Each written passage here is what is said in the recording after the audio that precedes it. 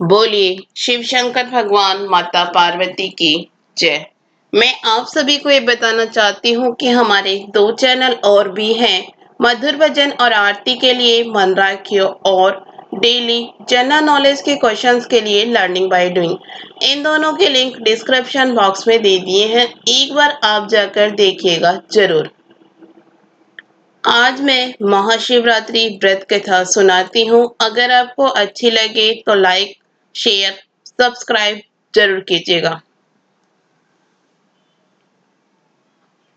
प्राचीन समय में एक नैशंस बहेलिया था जो नित्य प्रति अनगिनत निरपराध जीवों को मारकर अपने परिवार का पालन पोषण करता था। एक बार पूरे जंगल में विचरण करने पर भी जब उसे कोई शिकार न मिला तो वह शुद्धकुल एक तालाब के किनारे बैठ गया। उसी स्थान पर एक बेल के वृक्ष के नीचे शिवलिंग स्थापित था। बहेलिये ने उसी वृक्ष की शाखा पर चढ़कर अपनी आवास स्थली बनाने के लिए बेलपत्रों को तोड़ते हुए शिवलिंग को ढक दिया। दिन भर की भूख से व्याकुल उस बहेलिये का एक प्रकार से शिवरात्रि का व्रत पूरा हो गया। कुछ रात बीत जाने पर गर्भवती हिरनी उधर कुलाचे भरती आई। ब्याध उसे मारने को तैयार हो गया। झिझकती व्याकुल हिरनी दीनवाणी से बोली, हे ब्याध, मैं अभी गर्भवती हूँ, प्रसव बेला भी समीप है, इसलिए इस समय मुझे मत मारो। मैं प्रजनन क्रिया के बाद शीघ्र ही आ जाऊंगी। बहेलिया उसकी बातों में आ गया। थोड़ी रात व्यतीत होने पर एक दूसरी मृगी उस स्थान पर आई। बहेलिये के निशाने साधते ही उस मृगी ने भी निवेदन किया कि मैं अभी ऋतु क्रिया से निर्वृत कामा हूँ, इसलिए मुझे पति समागम करने दीजिए, मारिए नहीं। मैं मिलने के पश्चात स्वयं तुम्हारे पास आ जाऊंगी। बहेलिया ने उसकी बात को स्वीकार कर लिया। रात्रि की तृतीय बेला में एक तीसरी हिरनी छोटे छोटे छोनों को लिए उसी जलाशय में पानी पीने आई। बहेलिये ने उसको भी देखकर धनुष बाण उठा लिया।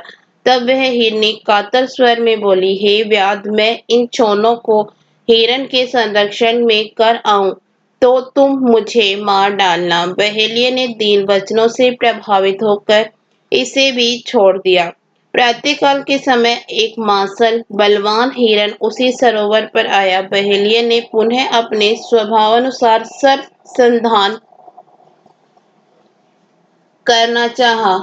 यही क्रिया देखते ही हिरण व्याध से प्रार्थना करने लगा, हे व्याधराज, मुझसे पूर्व आने वाले 3 हिरनियों को तुमने मारा है तो मुझे भी मारिए, अन्यथा अगर वे तुम्हारे द्वारा छोड़ दी गई हो तो मुझे मिलकर आने पर मारना, मैं ही उनका सहचर हूँ।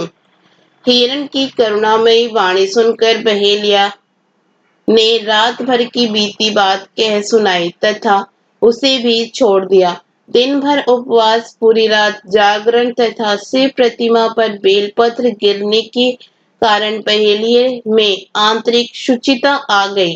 उसका मन निर्दयता से कोमलता में ऐसा बदल गया कि हिरण परिवार को लौटने पर भी न मारने का निश्चय कर लिया। भगवान शंकर के प्रभाव से उसका हृदय इतना पवित्र तथा सरल हो गया कि वह पूर्ण अहिंसावादी बन गया। उधर हिरनियों से मिलने के पश्चात हिरण ने बहेलिया के पास आकर अपनी सत्यवादिता का परिचय दिया। उनके सत्याग्रह से प्रभावित होकर अहिंसा परमो धर्म का पुजारी हो गया। उसकी आंखों से आंसू झलक आए तथा पूर्व कृत कर्मों पर पश्चाताप करने लगा।